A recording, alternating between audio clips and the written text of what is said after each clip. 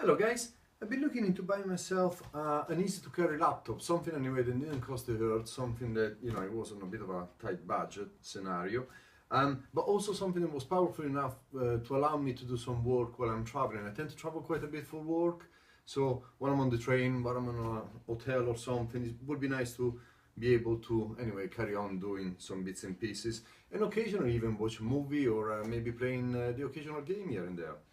So I went for this. It's called T-BAO X7 Plus, I believe. Okay, not a brand I've heard before, but the characteristics were amazing and the price was spectacular. This is about 1.2 kilos, 1.25 if I remember right. So it is very light. It's a 14 inches laptop. The screen is not HD, I believe. However, I read some reviews and the colors, the brightness of the screen is very good. The blacks are very intense, so it should be absolutely fine. The processor is absolutely brilliant for the type of machine. It's an Intel N3450.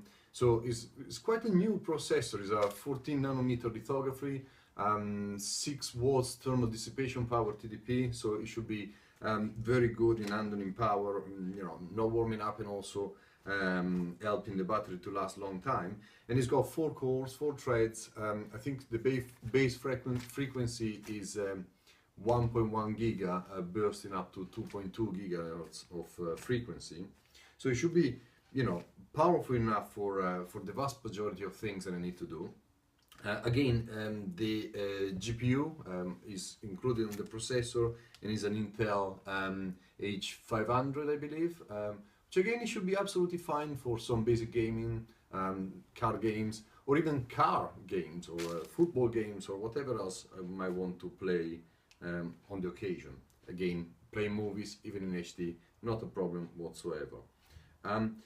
This has also got 6 GB of DDR3, Windows 10 already pre-installed, and with 6 GB it should be flying, there should not be any problem at all. 64 GB of ROM, I think is a sort of a eMMC, embedded multimedia controller type of memory, but again it can be upgraded with a micro SD card, a TF card, or maybe I've heard some people even trying with SATA SSDs type of memory. I will need to look a bit more into that.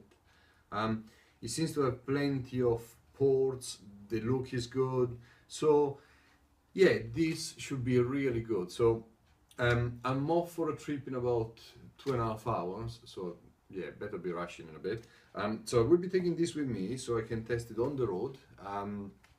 I should be back in about a week and I will update the video. Well, strictly speaking, in video terms, I should update in about 2 minutes then. Yeah, I'll take it with me. We see what it's like. But in the meantime, let me get a knife and yeah, we'll open this baby up. Stay with me.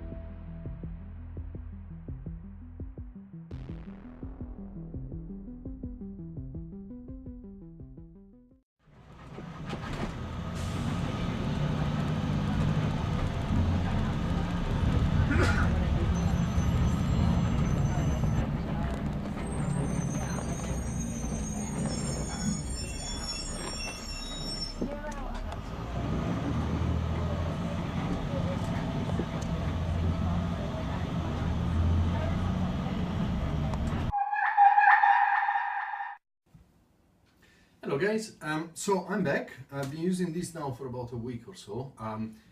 Truly love it actually. I did like it before. I thought it was going to be a good machine. It's actually far better than I expected. And actually very recently the price has dropped as well. So it's now under £200, which I believe is an absolute bargain. I'll guide you through a few things that I did. One of them, for example, I removed the little logo at the back. I wasn't a big fan of the T-BAO stickers. They're incredibly easy to remove. But let's go through a few characteristics of this because truly I believe it's a bargain, guys.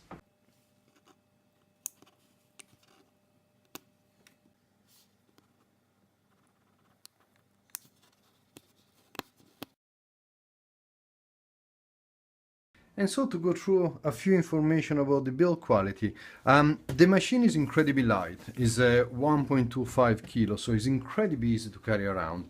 The build quality is pretty good. You will probably need 2 fingers to open it up, otherwise, because it's so light, you tend to tilt it around a bit. Screen has got a tiny bit of flex, but in all honesty, it's a plastic body, so not a problem at all. I removed the logo at the back, didn't particularly like the T-BAO, as I said. With regards to ports, this machine is incredible. So we have the TF card or micro SD card. I put a 64 in there just to upgrade the space. HDMI, well, mini HDMI port, a 3.0 USB port, the charging point with an LED on the side, so when you're charging you can see what exactly you're doing. Full network port, nice addition. 2 extra USB Type 2 ports. A headphone jack, because guys, why would any manufacturer remove it? I mean, removing that would be an absolute pain in the... The only reason why certain manufacturers do it is just to sell more Bluetooth headphones. Anyway, microphone is there as well. And guys, earlier on I was saying about upgrading the space of this little jewel. Again, I'm very pleasantly surprised with the build quality because the manufacturer has included a very easy to remove slot where then you can put an SSD, a 2.5 inches, well, either hard drive or SSD drive, so you can upgrade the space incredibly easily. You got also the 2 speakers at the bottom. The quality is a bit thin in all honesty, but you know, let's be honest guys, this is a £200 machine, or actually less at the moment, and for the quality of it, I'm absolutely stunned. From a keyboard point of view, it's not perfect, but it is, you know, fully fine for the requirement. The travel amount is very good, in fairness. The separation between the keys is also brilliant. This has got a layout similar to a MacBook, so it's the American layout with the at on the number 2 and everything else, but it's not an issue whatsoever. The feeling of it is a bit squishy and is a bit on the noisy side. However, it is fine for my needs. It's absolutely fine. One thing that I noticed though is that occasionally I used to touch the trackpad while typing, and that used to make the cursor and the writing jump about. I downloaded a little software which solved the problem instantly. It's called Touch Freeze. Within a minute, the situation was sorted. And a little note on the trackpad. The trackpad is actually very, very good. It is a nice large size. It's got multi-touch system, as you can see. So it has multiple functions that are ideal for this type of machine. So yeah, overall, you know, I'm very pleased with it. Okay guys, for anyone interested, this is the quality of the camera and the microphone. I'm filming it through the laptop. Yeah, in fairness, it is a bit shocking, not too many things to say about it, and it is at the maximum resolution. But let's be honest guys, for less than 200 quid, if you need to do a Skype call or something, just use your phone. Okay, while we are loading a game, I've downloaded Asphalt 8, which is an incredibly demanding game, but the machine is playing it beautifully, even on extreme settings. So I'm very pleasantly surprised about the graphic capability of the machine. And a quick note about the screen. The screen is not full HD, it's you know, lower resolution screens, but it's absolutely fine for any need, and it's actually very bright. The blacks are very strong, very good, fantastic resolution for all the needs. And as you can see, everything is working actually quite quickly, quite well. Well, exceedingly well, actually, I would say. I'm probably going to do a quick race now. Probably it will be absolutely terrible because it's not exactly easy to film while I got this in front of me. Sorry, I meant game while I got this in front of me. As you can see, everything is getting a bit messy. But at least I will show you the capability of the machine.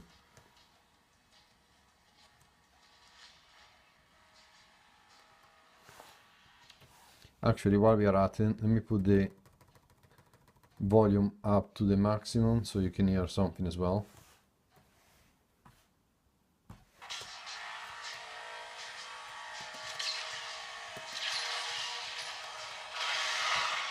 Brilliant. That's the way not to drive, by the way.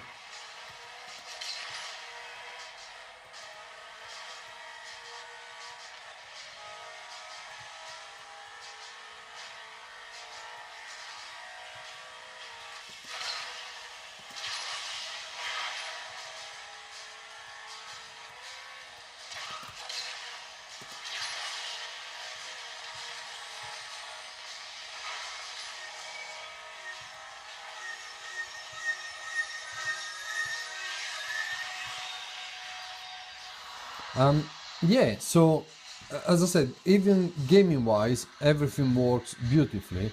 And for a little machine like this, I feel that it's stunning to see games like this working well. So yeah, my driving was absolutely atrocious.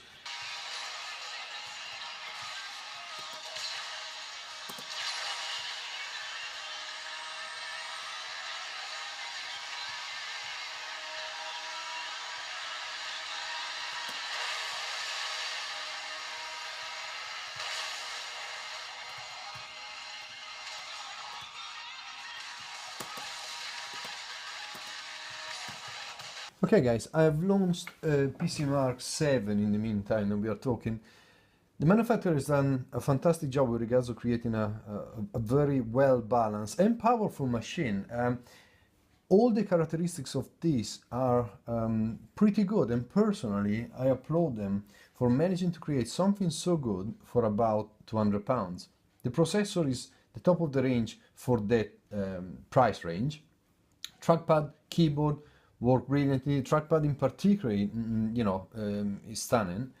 The screen, fine, is not HD, but is one of the better one that I've seen for that type of resolution, contrast, colors, and everything else. The I/O, the amounts of ports is absolutely stunning. Windows 10 in English, of course, is or anyway, whichever language you want, you can change it quite easily. Is already pre-installed, and just a license for that is quite expensive anyway.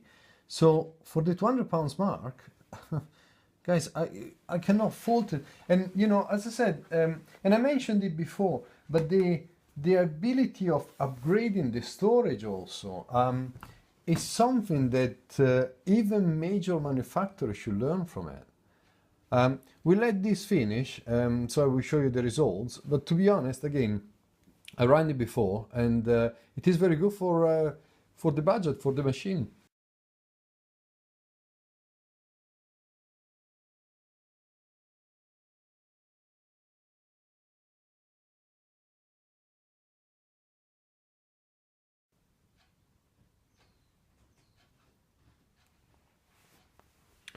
Okay, and there we go, guys. Of course, you can then check everything specifically. I'll try to scroll everything down nice and slowly. But yeah, for the price, for the machine, it is absolutely incredible, I feel. A couple of other quick notes, actually. As I said, I've used it now for about a week, 10 days. One thing that I noticed, and also the battery is absolutely stunning. On an heavy use, so if you're playing games and whatever else, you can expect about 3-4 hours. on a medium average use. So if you are, for example, browsing the internet, watching the occasional movie and playing a little card games or whatever, it lasted me about 7 hours, and on a very, very light use, I managed to get about 9 hours out of this little beauty. So absolutely amazing with regards to the batteries. And yeah, what else? I mean, guys, this is under 200 quid. I absolutely love it. So yeah, definitely is recommended from my point of view.